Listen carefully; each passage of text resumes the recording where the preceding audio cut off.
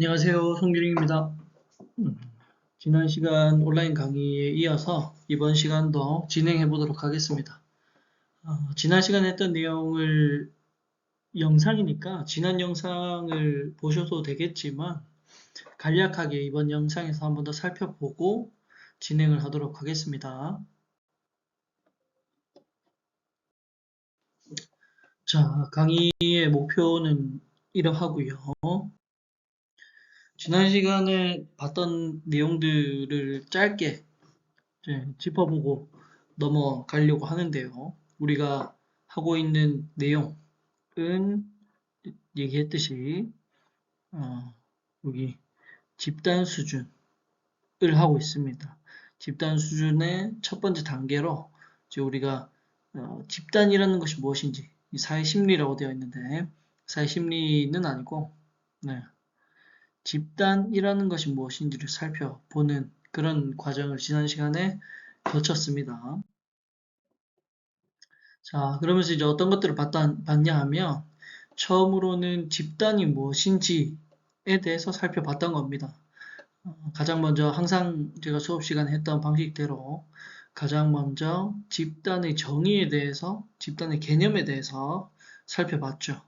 집단이라는 것은 그냥 사람들이 뭐 우연한 어떤 기회로 모여 있는 것을 말하는 것이 아니고 특정한 목적을 달성하기 위해서 함께 모이되 그 모여있는 사람들이 서로 상호작용하고 또 상호 의존하는 그러한 관계를 가져야 한다라고 얘기를 했죠. 그런 조건들을 만족을 해야만 우리가 특정한 집단이다 이렇게 볼 수 있다라고 얘기를 했습니다.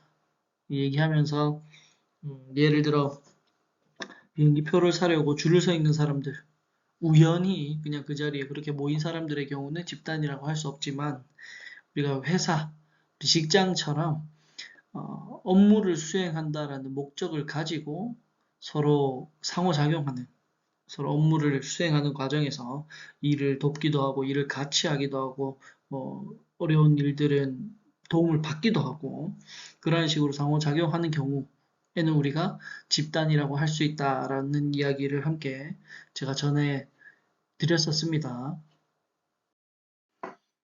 그렇게 개념을 다루고 나서 다음 집단을 구분할 수 있는 방법에 대해서 살펴봤죠. 구분할 수 있는 방법이 다른 방법들도 있습니다만 제가 지난 시간에 소개했던 건 공식이냐 비공식이냐 이렇게 구분하는 방법에 대해서 소개를 했었습니다. 공식 집단의 경우는 뭐냐 하면 이 공식이 기업의 의사결정권을 가진 사람들에 의해서 공식적으로 형성된 집단을 의미를 하는 것입니다. 누구에 의해서 공식적이냐? 기업의 의사결정권자들에 의해서 공식적이 된 그러한 집단을 의미를 한다고 했죠. 그 대표적인 예시가 우리가 그냥 일반적으로 알고 있는 기업 내에 있는 부서라든지 아니면 작업을 수행하는 작업팀이라든지 기타 등등과 같은 그런 이제 공식적으로 조직도에 나와 있는 우리 회사의 조직도 같은 것들을 보면 그 조직도에 나와 있는 부서나 팀들이 있죠. 그렇게 공식적으로 설정이 되어 있는 업무상의 집단들을 우리가 주로 공식 집단이다 이렇게 부른다고 했습니다. 왜냐? 그것을 정한 것이 바로 기업의 의사결정권자들이기 때문에 그런 것이죠. 공식 집단은 형성되는데 몇 가지 이 영향 요소들이 있는데 주로 이 공식 집단을 형성하는 데에 주요한 영향을 미치는 것은 조직이 가지고 있는 전략도 있겠지만 그 종업원들이 수행하는 과업이 어떻게 할당되는지가 중요한 영향을 미친다라고 얘기를 했습니다. 조직 전략뿐만 아니라 그리고 또 조직이 가지고 있는 구조와 같은 것들이 또 공식 집단의 형성에 영향을 줄 수 있다 이런 얘기도 했었고요. 다음 이 공식 집단과는 반대로 비공식 집단이라는 것도 존재를 하는데 이거는 의사결정권자들이 정하지는 않았지만 집단 내의 구성원들이 서로의 관심사, 서로의 이해관계, 기타 등등 때문으로 인해서 같이 모여가지고 어떤 어떤 뭐 동호회 활동을 한다든지 기타 등등 뭐 아니면 서로 뭐 이해관계가 맞아가지고 그 이해관계를 추구하는 어떤 행위들을 한다든지 등의 그런 이제 공식적으로 공인되지 않은 집단들을 의미를 한다고 했죠. 그래서 이 비공식 집단은 설명을 하자면 이해관계나 관심사로 인해 형성되는 것이다 이렇게 얘기를 할 수 있습니다.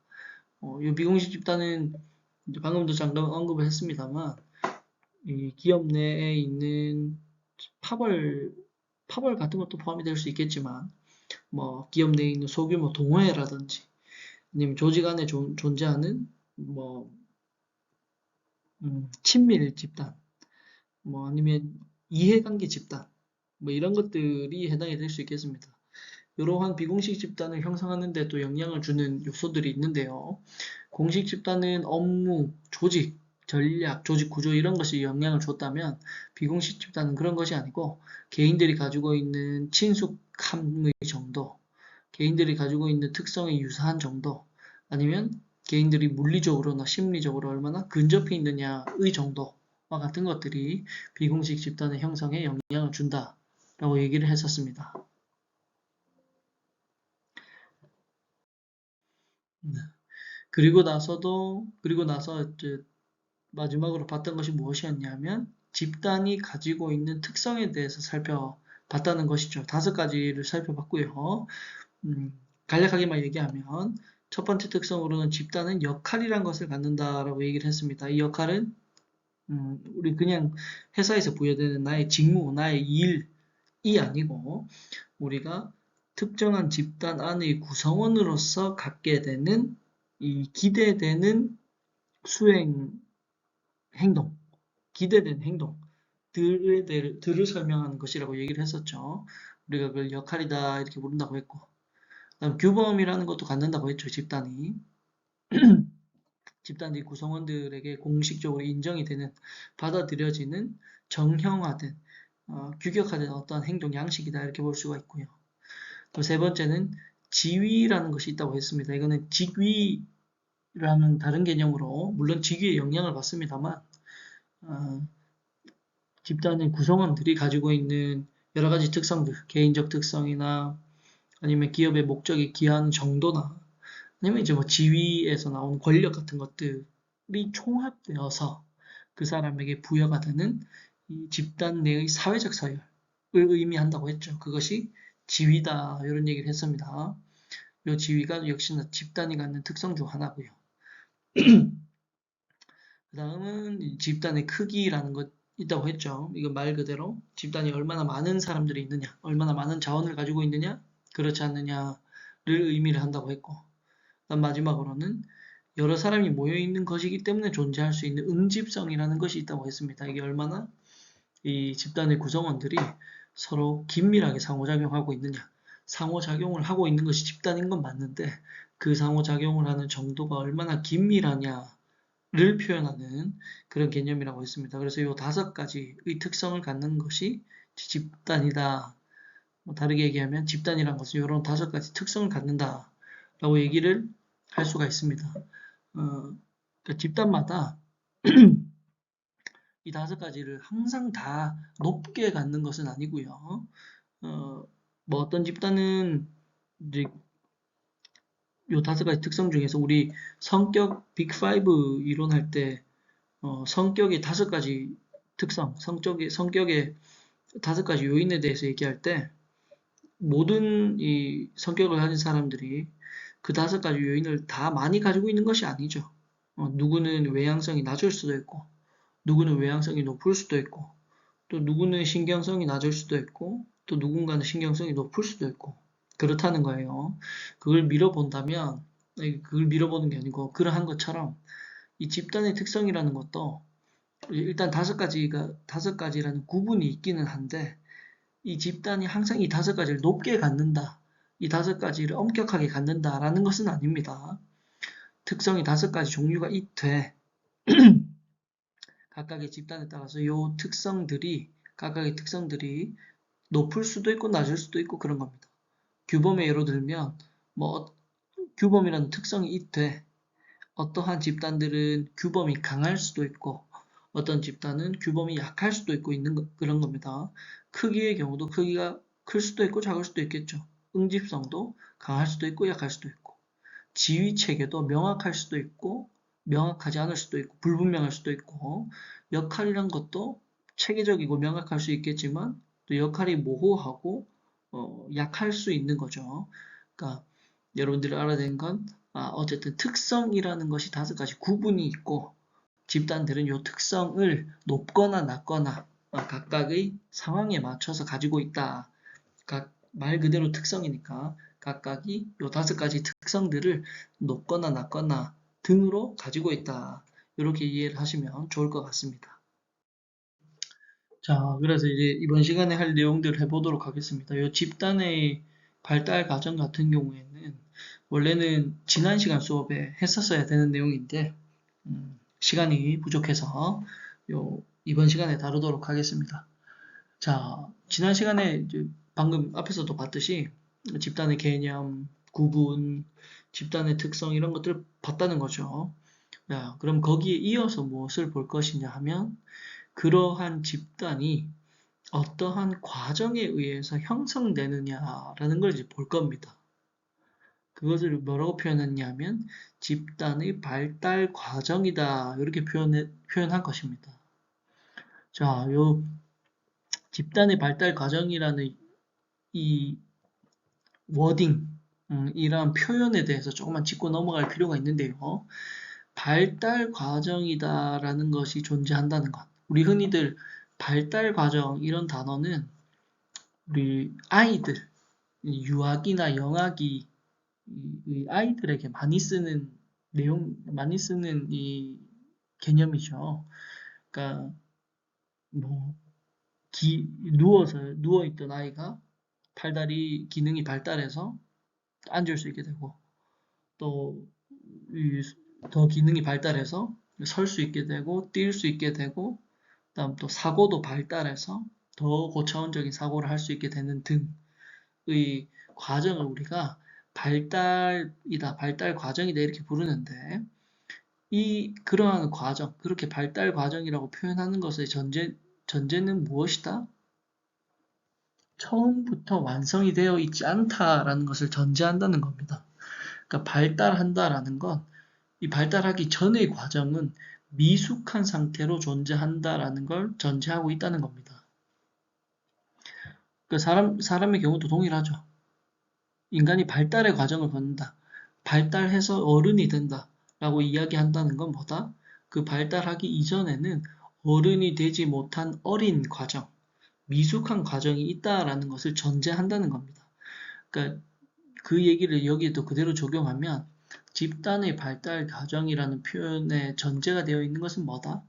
집단이라는 것이 갑자기 뿅 하고 생기는 것이 아니고 미숙한 상태에서부터 어떠한 과정을 거쳐서 제대로 된 집단이 된다라는 걸 전제한다는 겁니다. 그게 이 집단의 발달 과정이라는 표현에 담겨져 있는 함의입니다. 숨겨져 있는 의미이죠. 자, 그렇다면 이러한 집단의 발달 과정, 집단이 그러면 성장해 나가는 과정이 어떻게 되는지를 한번 볼 건데요. 이건 역시도 여러 학자들이 이론을 만들어 놓은 것이 있습니다만, 이번 수업 시간에서는 크게 2가지, 가장 대표적이라고 여겨지는 2가지만 살펴보도록 하겠습니다.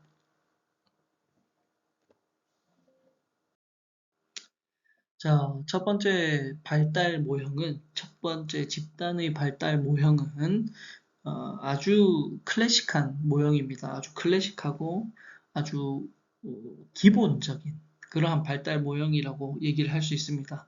이름은 단계적 발달 모형입니다. 단계적 발달 모형. 이건 이제 단계적이다라는 표현에서 알 수 있듯이 점진적으로 발달을 해나간다라는 의미이기도 하고, 이게 어찌 보면 우리 인간이 발달하는 것처럼 우리 인간이 어린 아이에서부터 성인이 되어가는 그런 발달 과정을 거치는 것처럼 단계적으로 시간의 순서에 따라서 점진적으로 단계적으로 성장해 간다, 발달해 나간다라는 것을 의미하는 모형이기도 합니다. 자, 이제 적혀져 있는 개념들을 좀 한번 살펴보면서 설명을 추가로 좀 하면요. 여러 단계를 거치며, 그래서 여러 단계를 거치기 때문에 단계적이라고 표현을 하는 겁니다. 여러 단계를 거치며 합리적으로 발달해 간다는 관점의 이론 모형입니다. 여기서 합리적으로 발달해 간다라는 표현이 무엇을 의미하냐 하면 자연스럽게 발전해 간다라고 이해를 하면 됩니다. 그러니까 순서에 맞게, 순리에 맞게, 이치에 맞게 발달해 나간다. 그것을 여기서 합리적으로 발달해 나간다라고 표현을 한 겁니다. 방금 이 단계적 발달 모형이 우리 인간이 어린아이에서부터 성장하는 것과 비슷하다는 이야기를 했는데요. 그 예를 한번 더 들어본다면 이런 겁니다. 합리적 발달이란 것이 이런 의미인 겁니다. 처음에 아이가 태어나면 누워 있다가 순서와 이치에 맞게 성장해 나가는 것이죠. 처음부터 뭐 갑자기 지능이 성장한 다음에 지능이 성장해서 성인의 지능을 가지다가 나중에 갑자기 걷게 되고 그 다음 뛰게 되고 뭐 이런 게 아니고 모든 본인이 가지고 있는 기능이 점진적으로 발달해 나간다는 겁니다. 영아에서 유아기로 넘어가면 지능적인 측면에서도 영아기에서 유아기 정도로 성장을 하고 신체적인 발달, 신체의 기능적인 발달도 영아기에서 유아기 정도로 점진적으로 발달해 나가는 모든 것이 순서에 맞게끔 발달해 나가는 모습을 갖는다라는 겁니다. 집단에도 마찬가지로 적용되는 것입니다. 집단도 한 번에 어떠한 과정으로 점프하거나 그런 것이 아니고 여러 단계가 있대. 그 모든 단계가 순리에 맞게끔 항상 발달해 나가는 것이다 라고 보는 게 이 단계적 발달 모형입니다. 순리에 맞게 점진적으로 성장해 나간다는 것을 전제한다는 것이죠. 항상 그러니까 이 단계적 발달 모형이라는 이론은 이 세상에 있는 모든 집단이라는 게 갑자기 생기는 것도 아니고 뭐 다른 어떠한 방식으로 생기는 것도 아니며 언제나 순리에 맞게끔 단계적으로 발달해 나간다라고 전제한 이론인 겁니다. 그러한 이론이자 그러한 발달 모형인 것이죠. 자, 이 발달 모형의 이제 내용을 한번 살펴보도록 하겠습니다. 자, 왼쪽에 보이는 것이 이제 발달 모형 그림입니다. 항상 이런 그림을 볼 때는 잠시만요. 이러한 그림을 볼 때는 축을 먼저 봐야겠죠. 자, 축을 한번 보면 여기 왼쪽에는 이제 세로에는 발달 단계라고 나와 있습니다. 얼마나 발달해 나가느냐를 의미를 하는 것이고요. 표현이 발달 단계라고 하면 좀 안 맞고 발달 수준이라고 보는 게 나을 것 같아요. 여러분들이 보실 때는 세로축은 발달 수준이다 이렇게 보는 게 맞을 것 같습니다.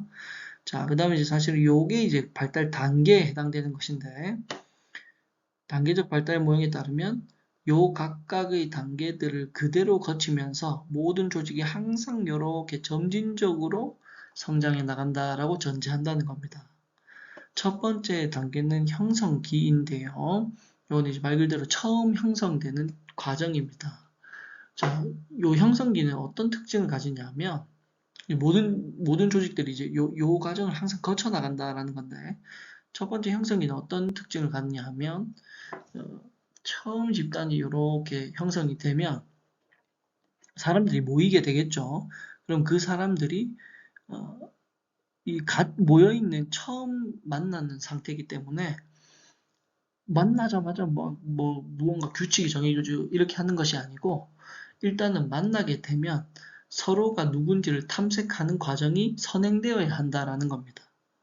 그리고 이 형성기의 초반에는 이렇게 모여있는 구성원 서로에 대한 탐색, 그리고 모여있는 이 상황의 환경에 대한 탐색 같은 것들이 이루어지고, 그 다음에 형성기 후기에는 그 탐색이 끝났기 때문에 이제 가장 기본적인 규칙들이 정해지게 되는 겁니다. 자, 다시 정리하면, 자, 형성기에는 두 가지 정도의 특징을 갖는데 첫 번째는 처음 구성원들이 모인 것이기 때문에 서로에 대해서 탐색하거나 아니면 본인들이 모여있는 이 집단, 이제 처음 형성된 이 집단의 환경에 대해서 탐색을 합니다. 그게 이제 첫 번째, 형성기의 첫 번째고, 형성기의 두 번째는 그런 탐색이 끝나고 나면 가장 기본적인 규칙, 고차원적인 규칙이 아니고 이 집단이 운영되기 위한 가장 기본적인 규칙들만 만들어지게 됩니다. 그게 형성기 두 번째 단계입니다. 그 두 가지가 완성이 되면 이제 형성기가 끝나게 되는데 어쨌든 형성기는 이 구성원들이 모인 지 얼마 되지 않은 갓 이제 모인 그러한 상황이기 때문에 기본적으로 불안정한 특성을 가지고 있습니다. 구성원들의 심리적인 부분도 불안정하겠지만 이 집단이 가지고 있는 퍼포먼스, 이 집단의 성과라든지 이 집단의 능력 표출이라든지 이런 모든 것들이 불안정하다라고 볼 수가 있겠습니다. 자, 그렇게 형성기를 겪고요. 그 다음 두 번째 형성기가 끝나고 나면 무엇으로 접어드느냐? 이제 격동기로 넘어가게 됩니다. 이 격동기는 이제 탐색도 끝났고 기본적인 규칙이 정해진 이유이기 때문에 이때부터는 이제 조직의 구성원들이 서로 각자가 조직 내에서 좋은 위치를 확보하기 위해서 충돌하고 서로의 이해관계를 주장하기 위해서 의견이 엇갈리고 그리고 그러한 의견의 엇갈림이 만나가지고 갈등도 만들고 그 다음 그 갈등이 조정과 타협으로도 이어지는 그러니까 문제도 생겼다가 문제가 해결되기도 하는 그러한 과정을 겪는 그러한 일들을 겪는 과정이다 이렇게 볼 수 있습니다. 그렇기 때문에 표현을 격동기다라고 표현을 한 것이죠. 자, 다시 정리하면 탐색과 기본적 규칙이 정해졌기 때문에 형성기에서 두 번째 격동기에서는 서로가 자기의 이해관계를 주장하고 서로가 스스로가 좋은 위치를 확보하기 위해서 이 집단 내에서 좋은 위치를 확보하기 위해서 서로의 의견을 주장하는 과정에서 문제가 생기기도 하고 갈등이 생기기도 하고 또 그 갈등을 조정하고 타협해서 해결하기도 하는 그러한 일들을 겪는 과정이다라고 볼 수 있습니다. 그게 격동기에 해당되는 것이죠. 자, 이제 그렇게 격동기를 겪고 나면 나머지 3, 4, 5단계로 넘어가는데요. 세 번째 단계는 이제 격동기를 겪고 나서 맞이하게 되는 단계입니다. 이 격동기에서 서로 간에 갈등도 겪고 문제도 겪고 막 좀 다투고 싸우기도 하고 하면서 이제 타협과 이제 이해를 한다고 했죠. 그러면서 안정감을 찾아가기 시작합니다. 그러면 이제 세 번째 정착기에는 어떻게 되느냐? 이제 고차원적인 규범이 정착되기 시작하는 겁니다. 1단계, 여기 단계 앞에 보면 1단계에서는 가장 기본적인 규칙들만 정해진다고 했죠. 이게 격동기 서로 막 다투고 싸우고 하는 과정을 겪으면서 비로소 정착기에 다다르게 되면 이제 이 기본적인 규칙보다도 더 높은 어떤 고차원적인 규범들이 정착되게 되는 겁니다. 집단 안에서. 그러고 나면 이제 그 규범을 바탕으로 해서 다들 동의한 이 집단 양식이 형성이 되겠죠.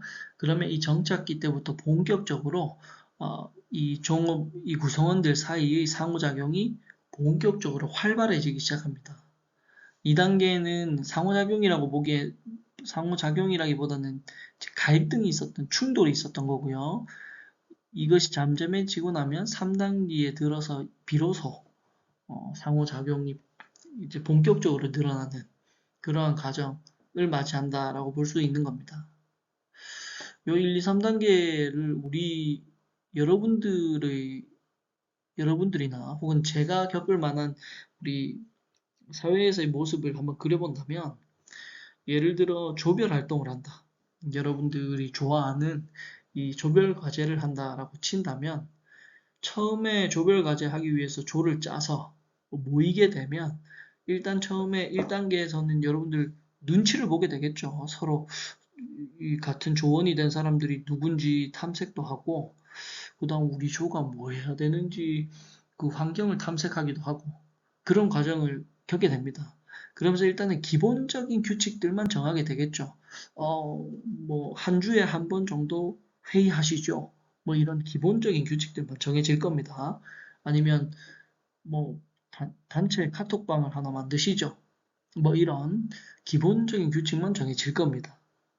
그러고 나면 2단계 들어가면 그 조별 활동이 이제 무엇을 겪느냐?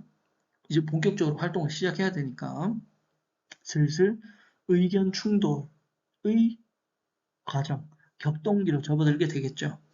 그러면 서로 의견이 다른 사람들끼리 충돌되기도 하고, 뭐 좀 심한 경우에 다툼이 일어나기도 하고, 또 그리고 그 과정에서 그 다툼을 해소하기도 하고, 서로 대화하기도 하고, 뭐 어떠한 방법으로 그런 갈등들을 해결하기도 하는 그런 격동기를 겪게 될 겁니다. 그러고 나면 비로소 3단계에 무엇이 이루어지느냐? 우리 집단이, 우리 조별 활동을 하는 우리 조가 이제 본격적으로 우리 조만의 특성, 우리 조만의 규범을 갖게 되는 겁니다. 그러면 그 규범에 따라서 모두 다 동의를 하게 되고, 그 동의된 규범에 따라 가지고 우리가 이제 본격적으로 상호작용을 하면서 조별 활동을 제대로 이제 수행할 수 있게 되는 것이죠. 그게 이제 정착기라고 볼 수 있는 겁니다. 자, 그러면 이제 이 정착기가 끝나고 나면 이제 네 번째 단계는 뭐가 되느냐? 이제 본격적으로 성과를 만들어내는 시기가 됩니다. 성과 달성기라고 불러요. 정착기에서 이제 안정을 찾았죠. 그리고 상호작용이 높아졌죠. 그러면 이제 네 번째 단계에서는 결과를 만들어내야 되는 단계가 오는 겁니다. 이 단계는 이 종업원들의 상호작용과 시너지 효과가 극에 달하는 단계라고 볼 수 있고요. 조직의 성과가 비로소 결실을 맺는 단계다라고 볼 수 있습니다. 조별 활동으로 본다면 최종 조의 보고서라든지 조의 결과물을 만들게 되는 그러한 단계라고 볼 수 있겠죠. 이 성과 달성기를 그렇게 이제 맞이를 하고 나면 마지막에는 무엇을 맞느냐? 이제 마지막 단계 조정 해체기에 조정 해체기를 맞이하게 됩니다. 조정 해체기는 어떤 의미를 갖느냐 하면 두 가지입니다. 여기 그림에도 보면 이렇게도 올라갈 수 있고 이렇게 내려갈 수도 있죠. 그러니까 이거는 경우에 따라서 다른 겁니다. 조정 해체기에는 일시적인 조직이라면 4단계에서 성과 달성했기 때문에 해체되는 경우도 있을 것이고 일시적인 조직이 아니고 이것이 순환되어서 계속해서 유지되는 조직이라면 성과를 달성하고 난 다음에 조정을 통해서 지속적으로 유지해 나갈 수도 있게 되는 이 중에서 어떤 것을 선택하게 되는 단계가 오게 되는 겁니다. 그게 마지막 조정 해체기가 되겠죠. 조별 활동으로 치면 성과 달성기에서 이제 최종적으로 우리 조별 결과물을 제출을 하고 성과 달성하고 그럼 이제 마지막 5단계로 얘기한다면 뭐 조별 활동 경우에는 일시적인 조직이니까 집단이니까 조정 해체기에 들어서면서 이제 해체하게 되는 수고하셨습니다 하고 헤어지게 되는 그러한 과정을 마지막 단계로 겪는다고 볼 수 있는 겁니다. 자, 그렇게 이제 정리를 한번 해보면요. 지우고,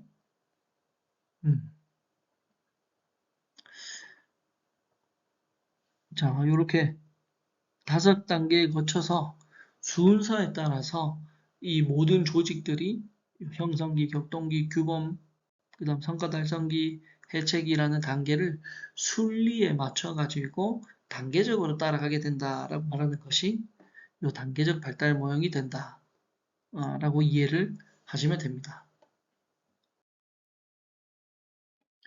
그 다음 이론이 두 가지라고 말씀을 드렸죠. 단계적 발달 모형이 아닌 다음 두 번째 모형은 뭐냐? 단절적 균형 모형입니다. 단절적 균형 모형입니다. 앞에는 단계적으로 순리에 따라서 차분히 점진적으로 성장해 나간다는 것을 얘기했다면 이 단절적 균형 모형은 그런 게 아닙니다. 점진적으로 성장을 하는 것이 아니고 특정한 사건으로 인해서 급속하게 성장해 나간다. 급속하게 한 번에 성장하게 된다. 라는 것을 주장하는 모형입니다. 잠깐 높아심을 말씀을 드리면 이 앞에 이 모형이나 이 모형 중에서 어떠한 모형이 무조건적 정답이다 이런 건 없습니다. 우리가 바라보는 관점에 따라서 아니면 우리가 바라봐야 하는 상황에 따라서 이 특정한 모형들이 적용될 수도 있고 아니면 다른 모형이 적용될 수도 있는 것입니다. 그거는 이제 이해를 해야 되고 자 일단 요 단절적 균형 모형에 대해서 계속해서 설명을 하면 일단 개념은 이렇습니다. 집단이라는 것이 점진적으로 성장해 나가는 것이 아니고 불안정한 격동기, 큰 격동기 하나를 거치면서 여기 지금 단계적이라고 했는데 여기 이제 여러 단계가 아니고 한 번에 성장한다라고 말하는 이론 모형입니다. 그게 단절적 균형 모형입니다. 자, 요게 이제 여러분들이 여기 지금 계단식이라는 표현도 있고 이래서 좀 헷갈릴 수 있는데 일단 뒤에 이제 설명을 한번 보도록 할게요. 자, 요게 단절적 균형 모형의 이 그림입니다. 이 이론을 표현하는 그림입니다. 요 단절적 균형 모형은 앞에 점진적 모형이 5단계를 가졌던 것과 다르게 요거는 크게 보면 3가지의 단계를 갖습니다. 표현상으로는 여기 2단계 뭐 이렇게 돼 있는데 총 보면 3단계입니다. 1단계 전반기, 격동기, 2단계 후반기 이렇게 갖습니다. 그러니까 요거는 이렇게 전반기를 겪다가 특정한 격동기를 겪으면 한 번에 이 집단이 완성적으로 발달하게 된다라고 이야기하는 모형입니다. 단절이 일어나면 그 다음 균형을 찾는다라고 해서 우리가 단절적 균형 모형 이렇게 부릅니다. 자, 이 단계들에 대해서 설명을 좀 해야 되는데 일단은 그 보기 전에 축부터 보면 세로축은 성과입니다. 성과. 이 조직이 얼마의 성과를 내느냐. 그 다음 가로축은 시간이 지남에 따라서 이렇게 되는 거예요. 요 축은 앞에 이 단계적 발달 모형이랑 이제 축은 거의 의미가 같다고 생각하면 됩니다. 다만 요 단계가 다른 건데, 자, 단절적 균형 모형의 단계 중 첫 번째 단계는 1단계 전반기입니다. 1단계 전반기는 어떤 상황이냐? 초기에 정해져 있는 규범이랑 방향성을 일단은 묵묵히 따르는 균형 상태를 의미를 합니다. 자, 여기 무슨 말이냐면 요거는 예시로 이런 걸 한번 들어볼게요. 자, 회사에서 특정한 직원들을 모아가지고 별도의 이 미션을 줬다라고 생각을 해봅시다. 그러면 특정한 미션 때문에 모여있는 이 종업원들이 이렇게 특정한 미션 때문에 모이게 되면 일단은 회사에서 정해준 것이기 때문에 초반에는 그 정해져 있는 규범, 그 정해져 있는 방향성을 일단은 이의를 제기하지 않고 따르게 됩니다. 그게 이 1단계 전반기라고 볼 수가 있는 것입니다. 요때는 큰 문제가 생기지 않고 일단은 균형을 갖는 상태입니다. 자, 그러다가 자, 1단계 전반기가 쭉 갑니다. 일단은 회사에서 모이라고 했으니까 모여서 일하라고 했으니까 따라가요. 그러다가 시간이 계속 지나고 이제 우리가 목표를 달성해야 되는 시간이 얼마 남지 않았다는 것을 인식하게 되면 그러게 되면 갑자기 이 유지가 되고 있던 균형 상태가 깨지게 됩니다. 그러면서 어떤 일이 벌어지냐? 우리 앞에 단계적 발달 모형에서의 격동기와 비슷하게 이 갈등이 심화되는 시기가 갑자기 찾아오게 됩니다. 1단계 전반기 때는 다들 회사에서 시킨 거니까 묵묵히 일을 하고 있다가 그러다 요 격동기를 맞이하게 되면 일단은 하라고 해서 했는데 이렇게 하면은 우리 목표 달성 못할 것 같은데? 라는 생각이 들게 되고, 구성원들이 그런 생각이 들게 되면 갑자기 이제 구성원들이 서로 자기의 의견을 내세우기도 하고 위기감 때문에 이제 불안한 모습을 보이기도 하고 이러면서 이 집단 안에서 갈등도 생겨나고 뭐 다툼이 생겨나기도 하고 그렇게 되는 것이죠.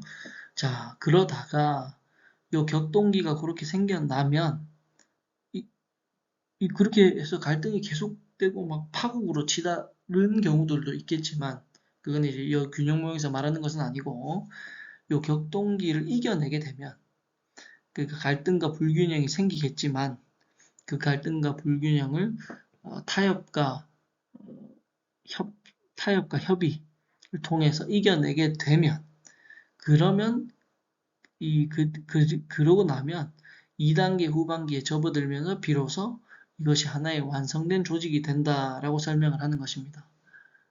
자, 그러면 이제 요 격동기를 겪고 나면 2단계 후반기가 들어가면서 요 2단계 후반기에는 새롭게 격동기를 통해서 격동기를 거치면서 만든 이 새로운 규범이라는 것을 바탕으로 이 집단의 구성원들이 의견을 모으고 본인들의 행동 양식을 이 새롭게 만들어진 규범에 맞춤으로써 비로소 제대로 된 성과를 발휘하고 궁극적으로 목표 달성으로 이어갈 수 있게 된다라고 설명을 하는 것입니다. 그게 단절적 균형 모형이다 라는 겁니다.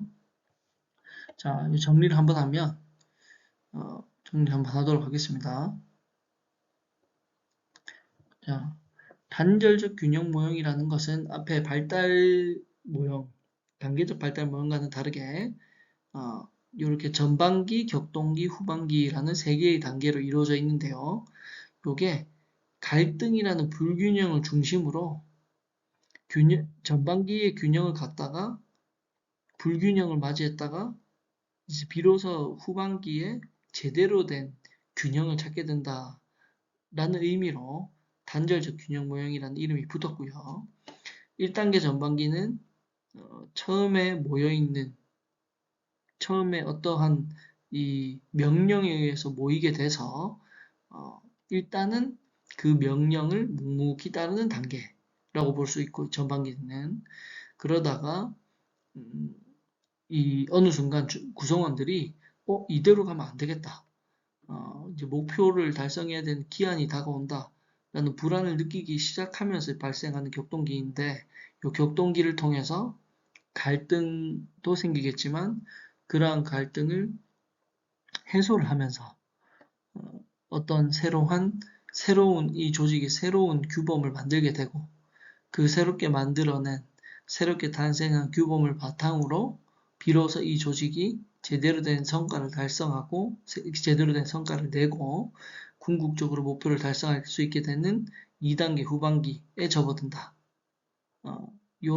그러한 세 가지 단계로 이루어져 있는 것이 단절적 균형 모형이다 라고 설명할 수 있는 겁니다.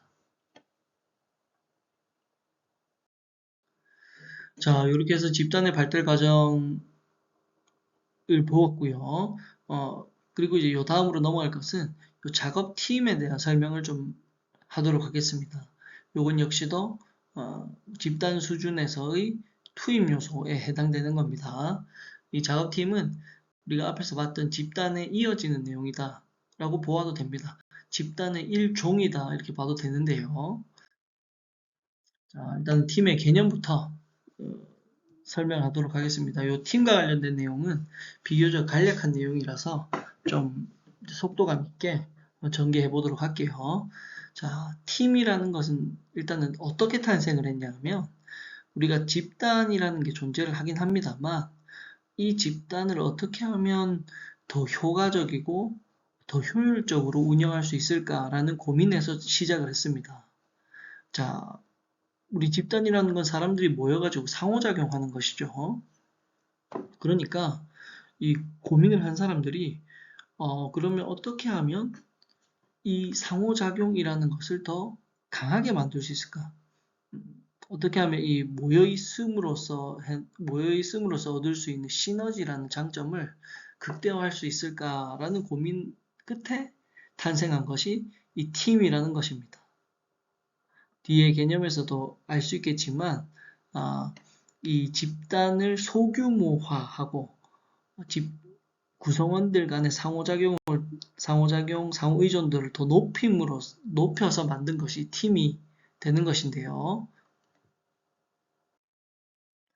자, 그러한 팀의 정의가 이렇습니다. 정의를 한번 보면서 구체적인 내용을 설명을 해보도록 할게요. 소수의 구성원들이, 자, 이게 중요한 겁니다. 팀의 개념은 소수의 구성원들이라는 것이 중요합니다.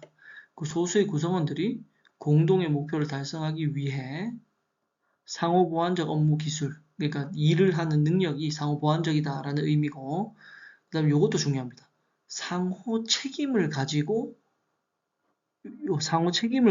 라는 것도 중요합니다. 이게 뭐냐 하면 이 일반적인 집단은 책임 소재가 물론 공동으로 갖는 경우들도 있습니다만 개별적으로 갖기도 하는데, 이 팀은 어떤 문제가 발생했을 때의 책임을 혼자서만 지지 않고 모두가 상호적으로 같이 갖는다라는 겁니다. 그러니까 옆에 있는 동료가 잘못했다. 집단으로 친다면 옆에 있는 동료가 잘못했을 때 내가 책임을 지는 경우도 있고 아닌 경우도 있겠습니다만, 팀화된 것 혹은 팀의 경우에는 옆에 동료가 잘못했다. 그러면 옆에 동료의 잘못에 대한 책임을 나도 갖게 되는 겁니다. 우리가 그것을 상호 책임을 진다라고 표현을 하거든요. 그러니까 요 상호 책임을 지는 것이 팀의 특징이 되는 겁니다. 그렇게 상호 책임을 지면서 협동하는 집단이 팀이다라는 겁니다. 자, 다시 좀 정리를 하면 팀이라는 것은 팀이라는 것은 집단의 소수 버전이다. 이렇게 소규모 버전이다. 이렇게도 표현을 할 수 있는데요. 소수의 구성원들로 이루어져 있고 공동의 목표를 달성하기 위해 이건 집단 내 특성 그대로 가지고 소수의 구성원들로 이루어져 있으면서 동시에 상호 보완하면서 추가로 상호 책임까지 갖는 것. 그러면서 협동하는 집단을 우리가 팀이라고 부른다라고 볼 수 있는 겁니다. 자, 스포츠팀을 예로 들면 이런 겁니다. 스포츠팀은 소수로 구성되어 있죠. 축구나 이런 거는 사람이 많기도 하겠습니다만, 물론 이제 그런 예외적인 경우도 있습니다만, 11명도 많은 건 아니니까. 자, 이 팀 같은 것들을 예로 들면, 이 팀은 그냥 물론 이제 집단의 일종이긴 합니다만, 스포츠팀 같은 것들이 물론 집단의 일종이긴 합니다만 소수로만 이루어져 있으며, 그리고 이 축구팀의 선수들이 하고 있는 업무가 나 혼자서만 결과물을 만들 수 있는 것이 아니죠. 각각이 하고 있는 일들이 서로가 존재해야만 완성될 수 있는 상호보완적 업무 기술을 가지고 있는 겁니다. 각자가 가지고 있는 기술이 혼자의 기술로만 완성되는 것이 아니고 주변의 다른 사람들, 다른 팀 구성원들의 기술이 같이 더해져야만 완성될 수 있는 형태를 띠는 겁니다. 상호보완적 기술을 갖는 것이죠. 자, 그러면서 동시에 무슨 특징을 갖는다? 예를 들어 팀이 졌다. 그러면 그 팀이 졌다라는 결과에 대한 책임을 같이 지는 겁니다. 혹은 또 다른 예시로 옆에 있는 동료가 실수했다. 축구 경기를 하는데 옆에 있는 동료가 잘못해서 실점을 했다. 하지만 팀의 특성상 상호 책임이라는 특성을 갖기 때문에 옆에 있는 동료가 실수해서 실점을 했더라도 그 실수가 나에게도 책임이 있게 되는 겁니다. 그게 이제 팀이 갖는 개념이자 특징이기도 하거든요. 자, 이러한 특징을 갖는 것이 팀이고, 그러한 특징이 표현되어 있는 것이 팀의 개념이다라고 볼 수 있는 겁니다. 그러니까 어벤져스 같은 것들도 하나의 팀이 되겠죠. 요 소수로 이루어져 있는 구성원들이 상호 보완적 기술을 가지고 있죠. 누구는 날 수 있고, 누구는 뭐 힘이 세고, 누구는 뭐 전략이 뛰어나고, 누구는 리더십이 좋은 등 각각이 혼자서는 완벽하지 않지만 모이면 완벽해지는 상호 보완적 기술들을 가지고 있죠.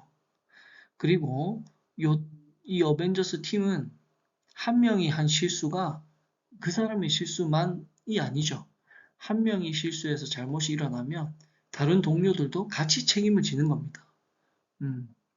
그러한 팀으로서의 면모를 가지고 있죠. 그런 것처럼 이 팀이라는 것은 소수로 이루어져 있으며 공동 목표를 달성하기 위해 혼자서 완성되지 않는 모였을 때 비로소 완성될 수 있는 상호보완적 업무 기술들을 가지며 그 다음 팀이 만들어내는 결과물 또는 동료가 만들어내는 결과물에 대해서 서로가 서로에게 상호 책임을 가지는 그러한 특성을 가진 집단이다. 그것이 팀이다라고 볼 수 있는 겁니다. 자, 이 팀의 특징을 이제 다른 방식으로 좀 더 정리를 해서 설명을 해드리도록 할게요. 어, 앞에는 이제 개념이었고, 그 개념을 이제 개념에도 물론 특징이 나와 있습니다만, 팀의 특징을 별도로 한번 더 다시 정리해서 한번 설명을 해드리도록 할게요. 자, 크게 보면 이렇게 5가지의 특징을 갖는다라고 얘기할 수 있습니다.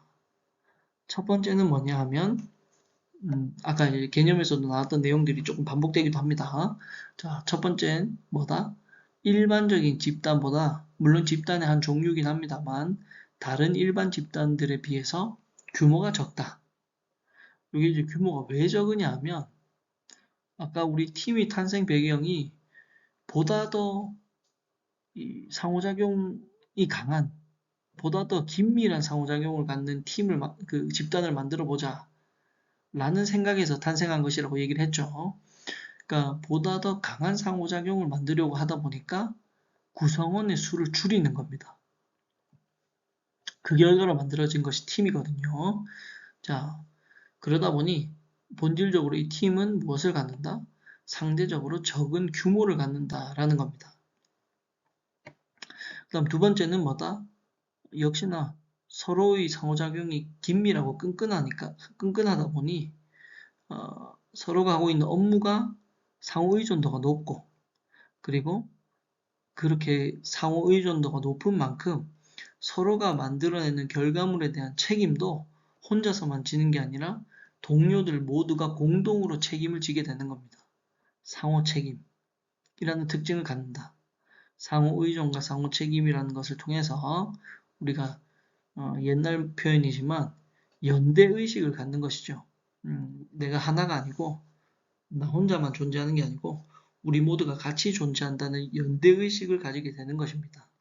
요걸 통해서 이제 시너지를 만들어내는 데 집중을 하는 것이 팀의 특징이고요. 그 다음 또 어떤 특징이 있느냐 하면 이게 어쨌든 긴밀한 상호 의존을 기반으로 하기 때문에 보상을 받을 때도 개별 보상도 받긴 하지만 집단 전체로서의 보상을 받는 비중이 높습니다. 그러니까 인센티브를 받더라도 혼자서 잘해서 받는 인센티브도 물론 있을 수 있겠지만 이 팀의 경우에는 팀 전체의 성과를 기반으로 해서 팀 전체에 주어지는 보상의 비중이 높다는 특징을 갖습니다. 그 다음 네 번째로는 아까도 잠깐 언급했듯이 팀 구성원들이 갖는 기술이 혼자서만 완성되는 기술이 아니고 혼자서만 독립적으로 쓰일 수 있는 기술이 아니고 상호 보완적 팀 내의 동료들의 다른 기술과 합쳐졌을 때 제대로 기능할 수 있는 상호 보완적 특성을 띈다라는 것이 또 팀의 특징이기도 합니다. 그리고 앞에 이 4가지 특성들로 인해서 자연스럽게 팀은 수평적 구조를 갖는 경향이 매우 높습니다. 왜냐? 서로 긴밀하게 상호 의존하려면 이 위계가 짜여져서 위계가 짜여지는 것은 좀 불리할 수 있습니다. 왜냐하면 위계 서열이 있으면 상위 계급에서 하위 계급으로의 어떠한 작용은 수월하게 이루어질 수 있으나 역으로 하위 계급에서 상위 계급으로의 의견 전달이라든지 아니면 뭐 어떤 의견 표출이라든지 이러한 것들은 쉽게 이루어지지 않거든요. 그런데 그렇게 되면 상호 의존이나 상호 책임이 약해질 수가 있죠. 그러다 보니 상호 의존, 상호 책임 같은 것들을 높이려고 하면 어쩔 수 없이 이 팀들은 수평적 구조를 갖는 것이 유리하다라고 볼 수 있는 겁니다. 그러다 보니 대부분의 팀들은 수평적 구조를 갖는 경향이 높은 겁니다. 우리 스포츠 팀도 대부분 그렇죠. 물론 내부적으로 보이지 않는 위계나 뭐 이런 것들이 종종 있는 경우들, 현실에서는 그런 경우들이 있긴 합니다만 이상적인 팀을 그린다라고 했을 때 팀은 서로가 대등하게 서로가 서로의 상하관계를 갖지 않고 수평적인 관계를 유지하면서 긴밀하게 상호 의존하는 것을 우리가 이상적 팀이라고 그릴 수 있거든요. 자, 그런 것처럼 팀이라는 건 수평적 구조를 갖는 경향이 높다. 그것을 하나의 주요한 특징으로 갖는다. 라고 이해하시면 될 것 같습니다. 자, 그리고 이제 마지막으로 볼 거는 팀의 유형입니다. 이게 네 가지가 있는데, 뭐, 전혀 어렵지 않기 때문에 빠르게 한번 살펴보도록 할게요. 자, 첫 번째는 문제 해결팀입니다. 이거는 뭐 표현이 문제 해결팀 뭐 이렇게 해서 어려워 보이긴 하나 간단한 겁니다. 가장 일반적인 형태의 팀을 그냥 의미를 하는 겁니다. 이거는 목표를 달성하기 위해서 주기적으로 목표 달성이라는 게 문제 해결이겠죠. 문제를 해결하기 위해서 주기적으로 모여가지고 의견을 공유하거나 집단 의사결정을 수행하는 팀을 의미를 합니다. 우리 일반적으로 얘기하는 팀들이 대부분 이 문제 해결팀에 해당된다고 볼 수 있습니다. 그러면 뭐 예를 들어 뭐 컨설팅 프로젝트를 한다. 그 프로젝트를 위해서 팀이 모인다. 근데 그 팀이 매주 월요일마다 모여가지고 회의를 한다. 그 문제를 해결하기 위해서. 그러면 그건 이제 문제 해결팀이 되는 겁니다. 아주 이제 기본적인 형태의 팀이 되는 것이죠. 저는 이 문제 해결팀은 주로 어떤 경우에 많이 이 영향을 발휘하냐 하면 문제 해결팀이니까 해결해야 되는 문제가 명확한 경우에 큰 효과를 발휘합니다. 예를 들어 기업이 해결해야 되는 당면한 문제가 뭐 명확하다. 예를 들면 품질이 떨어져서 품질을 좀 관리해야 된다. 우리 생산하는 제품의 하자율이 높아서 이 하자를 빨리 해결을 해야 된다. 라는 문제가 명확하다고 치면 그런 경우에는 이런 문제 해결팀을 구성해서 운영을 하면 그 문제를 해결하는 데에 큰 효과를 발휘한다라는 겁니다. 하자가 명확하니까 그 하자를 해결하기 위한 회의를 매주 한 번씩 진행을 하고 그 문제를 해결해 나가자. 이런 식으로 운영을 하면 이 문제 해결팀이 그 큰 효과를 발휘할 수 있다. 이런 특징을 갖습니다. 여러분들이 이해해야 되는 건 이게 가장 일반적인 형태의 팀이며 목표 달성을 위해서 주기적으로 모여가지고 의견을 공유하고 집단 의사 결정을 하는 팀을 말한다. 라고 기억을 하면 됩니다. 자, 두 번째는 이제 앞에서 봤던 문제 해결 팀과 조금 다른 형태인데 요거는 자율 경영 팀입니다.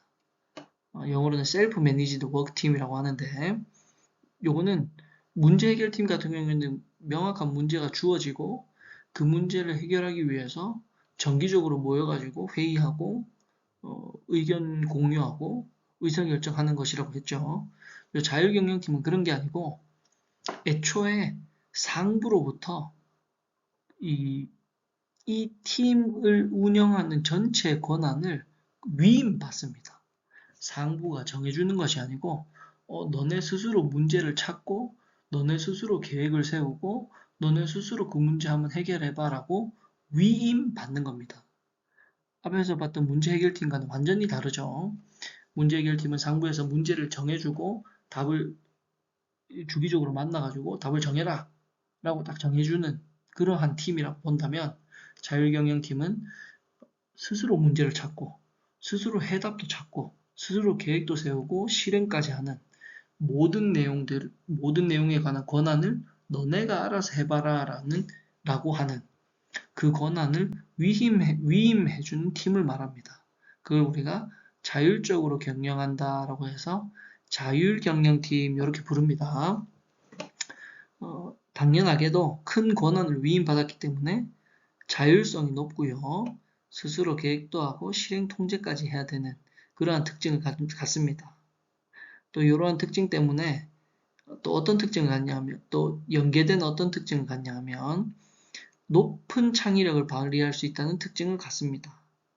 근데 대신에 우리가 하고 싶은 대로 하기 때문에 우리가 원하는 대로, 우리 팀이 원하는 대로 문제도 찾고 해결책도 찾고 하기 때문에 창의력을 높게 발휘할 수 있으나 동시에 그 방식에 대한 책임도 져야 되는 겁니다. 우리가 권한을 위임받은 우리 팀이 우리 스스로 문제도 찾지만 그 해결 방법에 대한 책임도 우리 스스로 져야 되는 것이죠. 그러니까 이건 어떻게 보면 하이 리스크 하이 리턴의 방법이라고도 볼 수 있는 겁니다. 앞의 문제 해결팀이 좀 단순하고 명확한 문제를 해결하는 데 용이하다면, 이 자율경영팀 같은 경우에는 좀 난해하면서 고차원적인 문제를 해결하는 데, 그러니까 앞에 문제 해결팀은 뭐 생산 라인에 하자가 발생했다, 어떻게 해결할 거냐, 뭐 이런 이제 명확한 문제라면, 문제를 해결하는데 용이하다면, 자율경영팀 같은 경우에는 뭐 이런 거죠. 우리 회사가 앞으로 어떤 식으로 전략을 세워야 되는지 전략 방향성에 대해서 고민해봐라. 뭐 이런 이제 고차원적인 문제가 주어진다면 그때는 이런 자율경영팀이 더 효과적일 수 있다라는 겁니다. 높은 창의력을 발휘할 수 있기 때문에 더 자율경영팀이 더 좋은 성과를 만들어낼 수 있다라고 볼 수 있는 겁니다. 그다음 세 번째는 이제 조금 다른 형태의 팀을 얘기하는데요. 요거는 교차 기능팀 이렇게 부릅니다. 크로스 펑셔널 팀인데, 요거는 쉽게 생각하면 어떤 거냐면 각 분야의 전문가들을 일시적으로 모아놓는 거다라고 생각하면 됩니다. 그걸 이제 교차해가지고 기능을 가지고 있는 사람들을 모으는 팀이다 라고 이제 얘기를 하거든요. 각 분야의 전문가를 모은다고 했죠. 제가 여기 어벤져스 적어놨는데, 어벤져스 팀처럼 여기 이제 각자가 모두 다 어마어마한 능력을 가지고 있죠. 이 어벤져스 팀들은. 그런데 지구를 지켜야 한다라는 이 당면한 문제를 해결하기 위해서 이 강영역의 전문가들을 일시적으로 모았죠. 어벤져스는. 이렇게 강영역의 전문가들을 일시적으로 특정 문제를 해결하기 위해서 일시적으로 모으는 것을 우리가 교차 기능팀이다 이렇게 부릅니다. 유사한 직무가 아니고 이 직위 서열이 유사한 사람들인데 대신에 다양한 업무 영역에 있는 사람들을 조합하는 것을 의미를 합니다. 예를 들면 회사의 예를 들면 직급은 대리들이에요. 베테랑 대리들인데 직급은 다 대리들인데 대신에 모을 때 팀을 구성할 때 대리들을 어떻게 모으냐 하면 영업팀의 대리, 영업팀 대리, 다음 기술팀 대리, 다음 생산팀 대리, 인사팀 대리 이렇게 모으는 겁니다. 그러면 직급은 대리로 비슷하지만 각자가 전문적으로 하고 있는 영역이 다르죠. 그렇게 조합을 하는 것이 뭐다? 교차기능팀이 되는 겁니다. 이 교차기능팀의 대표적인 예가 우리가 TFT 혹은 TF팀이라고 부르는 것이 대표적인 예인데요. 이걸 우리가 태스크포스 팀이다라고 부르는데 이게 좀 어려운 건 아니고 특정한 이 당면한 문제를 신속하게 해결하기 위해서 일시적으로 형성하는 팀을 우리가 TF팀이다 이렇게 불러요. 기업에서도 급하게 해결해야 되는 어떤 과제가 있다. 그러면 방금 얘기했듯이 뭐 연구개발팀의 이대리, 인사과의 김대리, 생산부서의 뭐 박대리, 뭐 이렇게 해서 모아가지고 일시적으로 팀을 형성하는 경우들이 있습니다. 우리가 그걸 TF팀이다 혹은 TFT다 이렇게 부르기도 해요. 그게 교차기능팀의 대표적인 예다라고 볼 수 있습니다. 자, 이 교차기능팀은 비슷한 직급의 사람들이 모이기 때문에 당연히 수평적 구조, 아주 수평적 구조를 갖고요. 그 다음 이 말단 직원들, 전문성이 없는 사람들은 다양한 업무 영역에 있는 사람들을 모을 필요가 없겠죠. 그래서 대부분의 교차기능팀은 전문성이 높은 이 각자의 분야에서 전문성이 높은 이 전문가들을 모으는 경우가 대부분입니다. 수평적 구조를 띠고 각자의 분야에서 높은 전문성을 가진 사람들을 모으는 경우가 대부분이다. 그 다음 이런 특성을 띠기 때문에 고도의 전문성을 필요한 문제 해결을 위해서 이 TF팀이 아니고 교차기능팀이 운영이 되는 경우들이 많다라는 겁니다. 그리고 그러한 경우에 이 교차기능팀이 제대로 된 이 성과를 발휘할 수 있다. 또 이렇게 볼 수 있는 겁니다. 자, 그리고 이제 마지막으로는 또 성격이 좀 다른 하나의 팀인데 이건 쉽습니다. 가상팀입니다. 가상팀. 이거 뭐냐? 인터넷으로 만나는 거예요. 가상 환경에서 형성되는 팀을 의미를 합니다. 그러니까 이 가상 환경에서 형성되는 팀, 예를 들면 뭐 미국에 있는 직원, 대구에 있는 직원, 서울에 있는 직원, 뭐 이렇게 모여가지고 이 가상 환경상에서 구글 팀워크라든지 뭐 이런 플랫폼들을 활용해서 팀을 구성하는 것을 말합니다. 아니면 뭐 카카오톡 단체 채팅을 활용을 한다든지 이런 식으로 해서 가상 환경에서 팀을 형성하는 것을 의미를 합니다.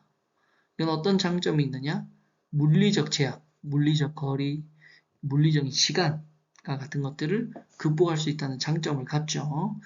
대신에 요거는 이런 물리적 제약을 극복한다는 장점이 있습니다만 주의점이 뭐냐 하면 여러분들도 온라인 강의 지금도 듣고 있지만 온라인과 오프라인은 상호작용하는 방식이 다르죠.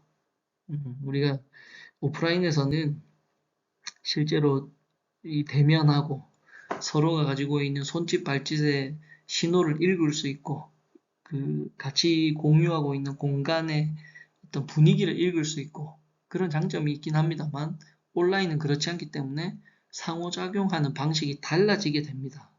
자, 그렇기 때문에 가상팀은 물리적 제약을 극복할 수 있다는 장점이 있지만 요 상호작용이나 시너지 방식이 다르다는 것을 주의해서 운영해야 된다라는 겁니다.